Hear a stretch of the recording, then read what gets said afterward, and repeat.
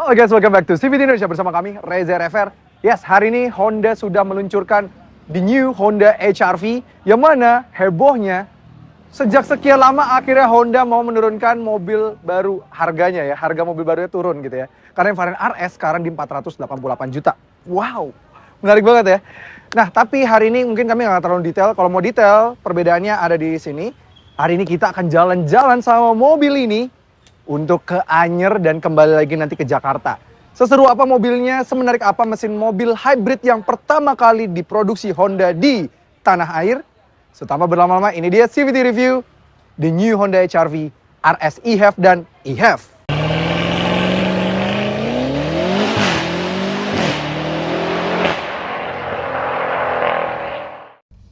Oke CVT, sekarang kita sudah menyetir dan di mobil sudah bersama Rockford dari Lucknuts dan juga ada Narendra dari setir kanan. Halo. Yang belum menyetir hari ini. Nah, tadi kita memulai dari Walking Drums ya. Ya, dari Pati Yunus. Pati Yunus dan itu macet banget. Masuk Jam tolnya makan siang. jam makan siang karena jam 12 tadi kita keluar. Terus juga masuk pintu tolnya tuh di Sleepy, which is itu macet di depan DPR segala macam ya. Sekarang masuk tol Tomang. Macet lagi. Dan kita dapat udah jalan 9 kilo. No effort. 9 kilo. Baru 9 kilo, no effort, macet-macetan. 21,8 baru naik. Baru naik ya. Nanti bagi footage Ren. Dia pas lagi ngerekam. Gila. 21,8 km per liter. No effort loh, kita nyala AC. AC nyala, terus jalan juga kita masih Yes. dalam rombongan, gak yang kita pelan-pelanin Betul, memang kena macet aja anyway gitu ya. Jadi ini 21,9 udah naik lagi, ini bakal 22 sini kayak bentar lagi. ya. Bentar lagi kayaknya bisa langsung sampai ke klaimnya Honda. Klaimnya Honda di berapa Rockford? 25 km per liter. Wow, berarti dengan dia kapasitas tangki di 40 literan bisa sampai 1000-an ya. Sekali pengisian daya bensin ya. Luar biasa banget. Udah berasa plug-in hybrid. Iya. Anyway, mobil ini spesifikasinya untuk yang varian hybrid, dia pakai mesin 1500 cc. 1500 cc itu dia sistem hybridnya itu paralel dan series. Jadi ketika di kecepatan rendah seperti ini, dia series hybrid. Jadi mesin bensinnya hanya sebagai power bank saja, tidak menjalankan mobil. Bahkan orang Hondanya bilang, ini motor listrik yang dibantu mesin bensin. Iya, jadi yang dominannya tuh motor listriknya. Betul. Jadi beda dengan hybrid-hybrid lainnya yang di luar sana. Ada mungkin yang mirip seperti ini, cuma di kecepatan tinggi beda sama mobil ini, Pot. Iya. Ya, Nissan Kicks lah ya. Karena dia kayak berubah fungsi gitu ya. Betul. Yang tadinya series bisa kecepatan tinggi terus jadi paralel gitu ya. Betul. Jadi kalau bisa di kecepatan rendah, dia akan menjadi series. Jadi dia menggunakan motor listriknya yang tenaganya itu di 131 PS dan torsinya di 253 Nm. Which is memang untuk kecepatan rendah seperti ini butuh motor listrik yang torsinya lebih instan, menggerakkan mobil yang high effort supaya bisa Irit. betul. Dan kecepatan tinggi di mana memang motor listrik itu biasanya lebih lemah, butuh mesin bensin supaya kencang dan irit juga pastinya. Kayak TK ya. Iya.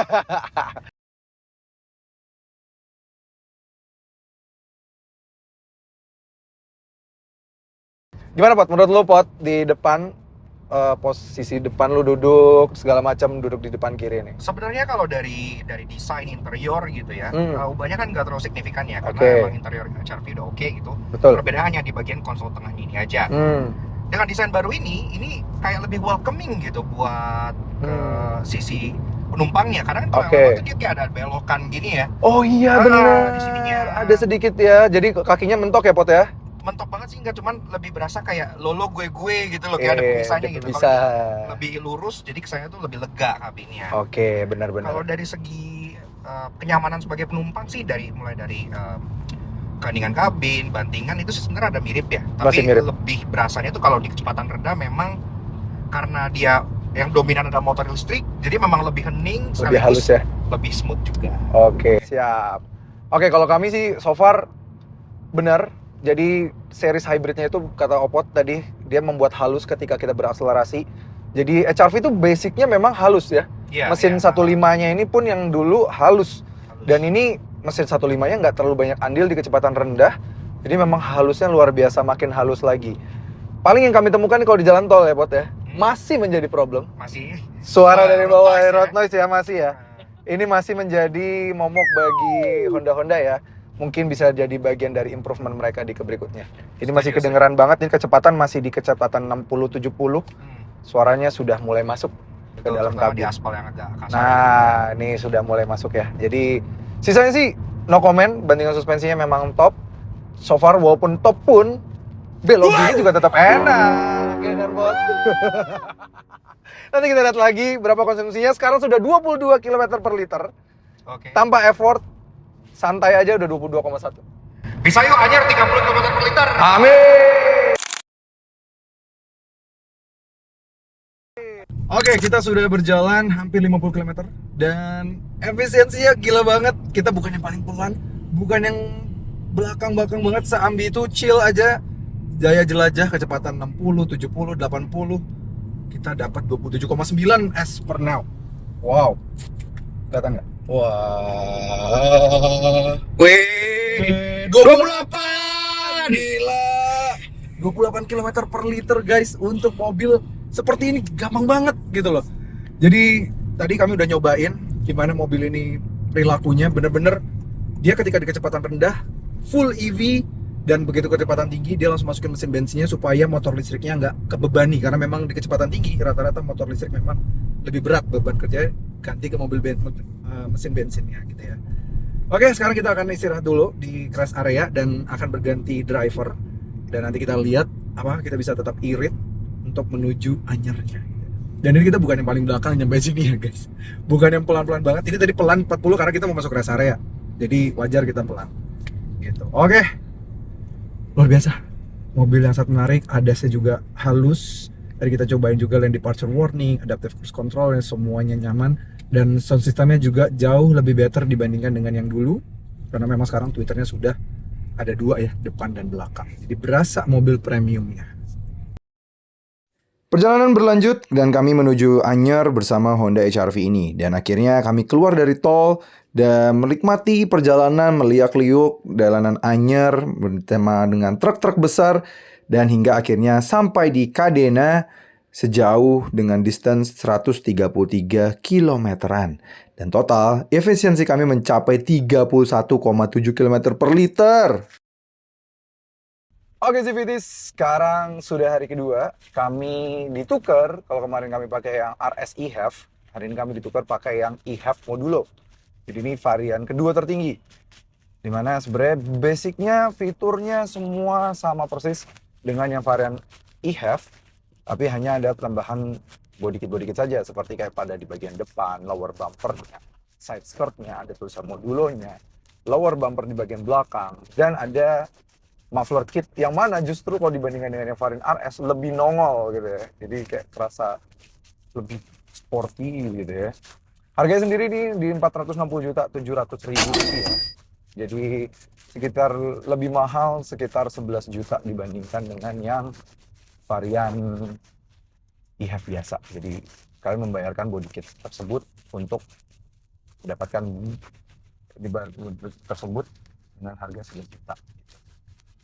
Oke, ini rutenya kali ini agak sedikit challenging, dan kami sudah tidak mau irit-iritan lagi karena ini rutenya naik turun gunung segala macam ya. Dan tadi jadi kayak sengaja oleh Honda dilewatin sini untuk menjajal seberapa powerful Honda HR-V hybrid ini. Spec wise antara yang varian eHEV Modulo dan juga RS eHEV tidak ada perbedaan sama sekali. Semuanya sama di sini. Jadi kalau mau ngecek tenaga semuanya sama. Jadi masih tetap pakai mesin 1500 cc, terus juga dia pakai hybrid, dan hybridnya juga kalau di kecepatan rendah ya mostly akan mesin listrik. Mesinnya nyala akan hanya menjadi power bank saja bagi si motor listriknya, bagi si baterainya yang memberikan daya ke motor listriknya gitu. Baru di kecepatan tinggi ibaratnya baru berubah. Jadi ibaratnya ini kayak ada dua mobil dalam satu mobil gitu. Di kecepatan rendah dia jadi Nissan Kicks, di kecepatan tinggi dia jadi Yaris Cross gitu. Jadi benar-benar berubah gitu ya. Karena baru kecepatan tinggi mesin bensinnya di assist sama motor listrik. Nah itu jadi Yaris Cross kan. Di kecepatan rendah motor listriknya dibantu oleh mesin bensin yang jadi power bank Nissan Kicks. Nah gitu. Jadi makanya dua teknologi rivalnya dari Jepang dijadikan satu di HR-V ini, which is keren menurut kami. Nah oke. Mobil ini gimana sih menghandle tanjakan dari tadi, turunan, liuk-liuk dari tadi ya. Handling wise, nggak pernah komplain, kami dari dulu sama HR-V enak gitu ya. Tapi problemnya HR-V yang varian non-RS dulu adalah tenaganya yang sangat-sangat compromise. Tadi kami sedikit jeda mencari kata-kata yang baik ya. Dulu tuh memang sangat dikompromi sekali. Entah kenapa padahal HRV previous game ya 1.5 aja tuh udah kenceng banget. Wah, Mas Rendra boleh nggak direkamin setinggi apa tuh tanjakan di depannya. Wah, kita lihat ya. Ini nanjak, guys. Kami masih di mode eco. Nothing, real kickdown. HRV terdahulu yang non turbo mana bisa melakukan ini. Masih di eco, belum di sport. Jadi santai banget mobil ini, effortless. Walaupun memang road noise, terus juga kayak ya ketika melewati jalanan yang kurang rata, masih sama penyakitnya. Tapi yang kami salut juga di sini adalah dengan ada baterai 1,1 kWh itu dan ada motor listrik, feels beratnya tidak berbeda. Karena kebetulan pas banget kami baru banget ngebalikin HRV yang gen sebelumnya untuk di review. Nah, terus dapat yang ini. Jadi kayak masih vivid banget di rasa badan kami bagaimana HRV SE gen sebelumnya yang which is sebenarnya secara tidak langsung digantikan dengan varian e-hatch ini gitu. Jadi masih sama banget road noise-nya, posisi duduknya, yang mana mereka bisa selentet banget, yang which is kami sebenarnya sangat suka ya sama mobil yang bisa posisi duduknya ke bawah seperti ini. Memang nggak semua preference orang-orang, rata-rata SUV juga dipaksa untuk tinggi gitu ya. Ini ada cumi-cumi jalan mencoba nyelip aja, malah kalah, dia malah menyerah untuk tidak jadi nyelip gitu. Tapi masih kode eco lagi. Kita kasih sport kali ya. Wah, beda kan? Tuh, Mas Narendra saja mengakui perbedaannya. Tuh, tarik torsi instan. Memang suara mesinnya kayak itu dia memang hanya terus memberikan daya saja ke baterainya supaya baterai bisa ngasih daya juga ke motor listriknya gitu. Tapi yang menggerakkan pure motor listrik kita juga bisa pantau kok. Selalu dari power flow-nya. Nyelip truk effortless. Cumi-cumi darat di belakang menyerah. Gampang banget gitu. Jadi bener-bener mobilnya ngikut. Kalian yang dulu suka banget sama handlingnya HRV tapi kecewa dengan tenaganya, kali ini kalian tidak akan kecewa. Torsi instan ala mobil listrik akan muncul. Cuma memang problem muncul ketika di putaran atas. Dimana ketika di putaran atas di RPM tinggi dan di kecepatan di atas 60, 70, 80, mulai masuk mesin bensinnya, baru mesin bensinnya memang sedikit lebih dicekik di sini. Karena 1500-nya menggunakan Atkinson cycle. Jadi Atkinson cycle itu memang basically menjadi pengganti variable timing. Dimana tenaganya makanya jadi biasa rata-rata turun. Tapi which is masih lebih better ya dibandingkan dengan Yaris Cross. Yang mana combine saja masih 90 PS. Mobil ini mesin bensinnya ketika kick in, itu hanya di 106 PS, 127 Nm. Bayangkan saja, HRV yang SI sebelumnya yang gasoline only, itu tenaganya 121 PS dan 145 Nm saja terasa underpower. Bagaimana dengan 106 dan 127 Nm? Jadi memang ketika dari kecepatan rendah ke menengah, top, bahkan kami bisa akui ini lebih powerful dan lebih instan tenaganya dibandingkan dengan yang varian turbonya. Tapi begitu di kecepatan atas, varian turbonya kick in, memang turbonya jadi lebih cepat gitu. Mungkin nanti kalau ada kesempatan kami mau jajal akselerasi 0-100 dari mobil ini, kami pengen coba. Karena kami pernah mendapatkan yang RS turbo itu di 7 detikan. Apakah bisa mendekati atau lebih cepat? Nanti kita coba. Kalau ada kesempatannya. Kalau ada tempat panjangnya gitu ya. Sisanya sih nothing much ya. Visibilitas kami pribadi memang preference mobil yang ala sedan. Nah, HRV yang gen terbaru ini lebih ala sedan dibandingkan dengan gen pertama yang masuk Indonesia ya, bukan yang punya Fitra Air yang sebenarnya actually itu yang gen pertama gitu kan. Tapi kan tidak masuk Indonesia. Yang dulu yang gen 2 sebenarnya itu lebih terasa SUV. Nah, ini kayak lebih slanted ke bawah, lebih terasa sedan. Untuk beberapa orang akan lebih suka yang lebih terasa SUV, pasti feels-nya lebih tinggi duduknya, dia dashboardnya di bawah dada kita, tidak selevel gitu ya kan, rasanya kayak wah kita lebih tinggi gitu ya. Nah kalau yang di sini memang feels-nya lebih coupe-like, kalian bisa lihat saja nih dari sebelah sini, kaca di belakang saja visibilitas memang lebih pipih, ke depan kita kayak lebih bisa nyandar banget, wah ini udah paling bawah, Ini bener-bener kayak rasanya tuh kayak lagi naik sedan, which is preference kami gitu ya. Kami suka banget gitu. Feel sporty gitu. Wah. Jadi memang menyenangkan sih sebenarnya pakai mobil ini. Fun to drive-nya dapat, dan sekarang ditambah dengan torsi instan. Ya tapi memang torsi instan itu akan berhenti ketika di kecepatan menengah. Jadi bawah sampai menengah top. Pas atasnya masuk mesin bensinnya dengan Atkinson cycle itu memang mulai boyo. Tapi memang untuk di kecepatan cruising, daya jelajah gitu, kecepatan daya jelajah tuh di kecepatan 80, kalian tahan 80 100. Yang which is kalian ya panteng gitu ya, pakai cruise control, ada fitur controlnya gitu ya. 80 100. Mesin bensinnya bisa tetap irit karena di kecepatan situ dibantu juga dengan hybridnya, ditukar tuh, tukeran peran ketika di kecepatan tinggi. Jadi bukan serta-merta kayak misalnya kalau di tetangga kan mesin bensinnya masuk gerakin roda gitu ya, atau kalau di tetangga satu lagi yang kicks itu ya pure motor listrik terus gitu kan. Nah ini masih ganti-gantian perannya ya supaya gampang lah ya menjelaskan ke para civities, kita pakai contoh rival-rivalnya gitu. Nah pas di kecepatan cruising itu enak segala macam, dan kemarin kami juga sempat menjajal ADAS dari mobil ini. Ya nothing much, tidak ada perubahan sama sekali, semuanya masih sama, adaptive cruise controlnya masih ya cukup halus. Cuma kami masih menyayangkan dia hanya menggunakan kamera saja. Kami cek ke bawah, even sampai varian RS belum disematkan radar. Belum disematkannya radar memang untuk beberapa occasion bisa akan lah, most likely percentage terjadinya risk of false alarm yang mana akan mengalert menggunakan forward collision itu most likely akan lebih tinggi untuk terjadi dibandingkan dengan rivalnya yang sudah memiliki radar. Ya tetangga yang sudah memiliki radar kan kayak Hyundai Creta dia udah, karena ada cruise controlnya disupport dengan radar, jadi pastinya akan lebih reliable yang menggunakan radar gitu. Nah di sini belum, cuma memang ada saya lumayan lengkap, dan semua varian dari E Plus, E-Half, E-Half Modulo, RS semua sudah dapat ADAS. Jadi udah bener-bener lengkap semuanya, dan ADAS-nya top. Yang dan kami paling suka dia tampil beda, yaitu adalah dia menggunakan Honda Lane Watch.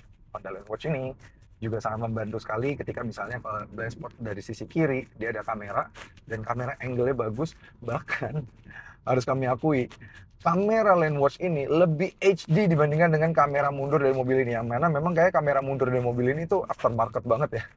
Jadi lebih HD kamera Lane Watch-nya, which is kalau kamera Lane Watch-nya standar dari Jepang gitu kan, dibawa ke sini gitu ya, harus terang gitu. Nah ini kalau kamera mundurnya sih ngeblur. Tapi sayang sih memang dia belum ada kamera 360 di mobil ini. Dan sisanya seperti kayak informasi-informasi yang ditampilkan di sini juga lumayan banyak, seperti kayak range, fuel, power flow, terus dia juga bisa melihat power charge-nya atau apa. Nah ini paling atas nih bisa melihat ya kita lagi charge atau menggunakan powernya gitu ya, dan speedometer juga temanya bisa agak sedikit berubah ketika rubah mode berkendara. Kalau di mode sport, econ gitu ya bisa berubah. Jadi cukup menyenangkan sih pakai mobil ini. So far mau yang RS mau yang E-Half cukup menyenangkan. Paling ya beda bahan joknya sama ya atapnya kurang bagus ya sekarang yang E-Half ya. Dulu kan padahal yang varian yang diganti kan mobil ini yang varian SI dulu hitam, jadi lebih terasa premiumnya gitu ya.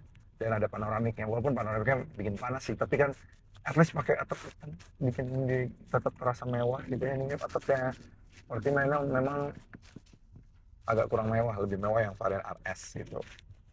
Dan kita kehilangan electric seat untuk yang di pengemudi gitu. Ya, kira-kira bagaimana ya rasanya duduk di belakang? Apakah akan senyaman Rockford yang sedang tertidur? Nah, bangun lagi langsung di dimension. Nanti kita akan ke belakang dan kita akan bahas. Oke civities, sekarang gantian kami akan berada di belakang, dan dari tadi udah nyobain. Jalannya berliku-liku dan lumayan gak rata ya.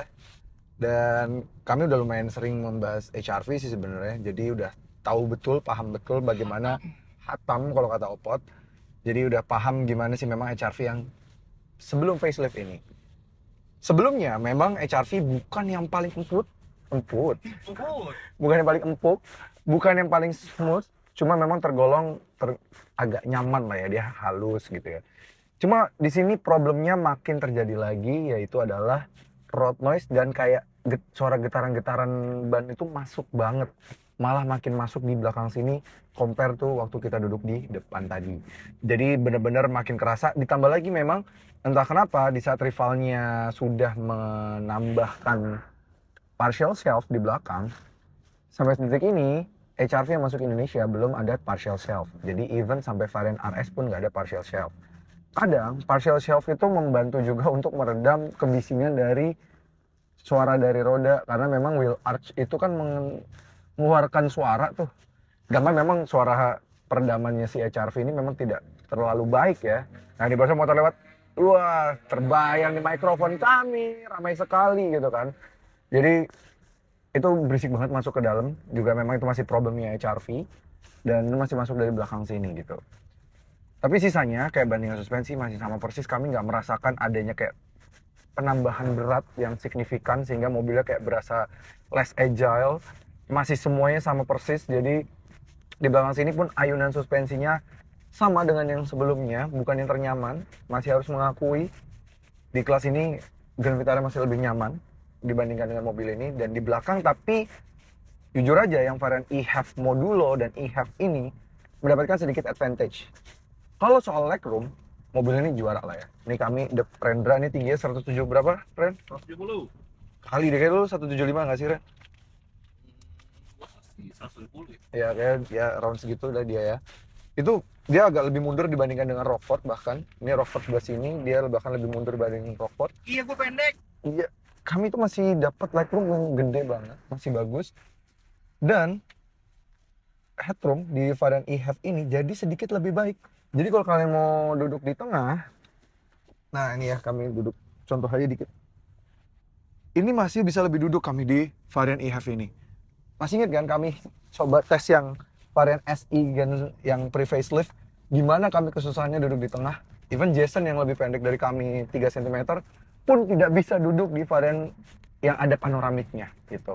Memang problemnya yang di Gens ini, yang baru ini justru jadi atapnya memang jauh lebih landai, jadi tidak mendapatkan headroom. Tapi yang varian e-HEV ini sekarang mungkin bisa menjadi option untuk para CVTs yang mungkin sering bepergian dengan 3 orang penumpang, rata-rata besar-besar semua, mungkin tinggi-tinggi semua.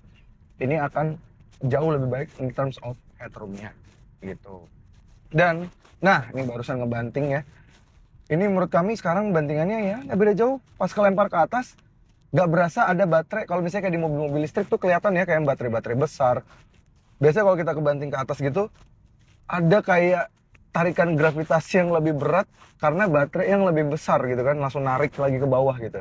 Itu beberapa mobil EV mostly seperti itu. Mobil hybrid yang baterai besar, kami pernah merasakan mobil yang harganya mirip-mirip di sini, yaitu si CSH ya, Chery 38 CSH.